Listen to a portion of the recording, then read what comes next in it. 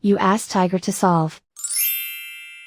This deals with linear equations with one unknown. The final result is a equals -2. Let's solve it step by step. Simplify the expression. Group like terms. Simplify the arithmetic.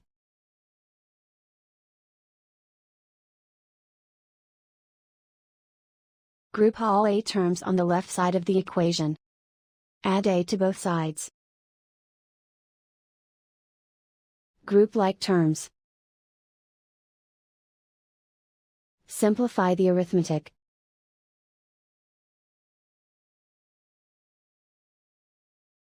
Group all constants on the right side of the equation.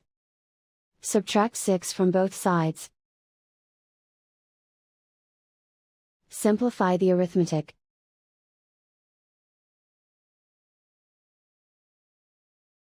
Isolate the a.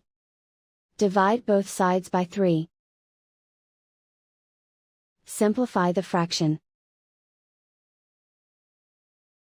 Find the greatest common factor of the numerator and denominator.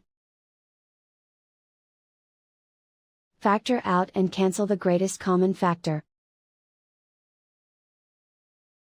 And so the final result is a equals -2.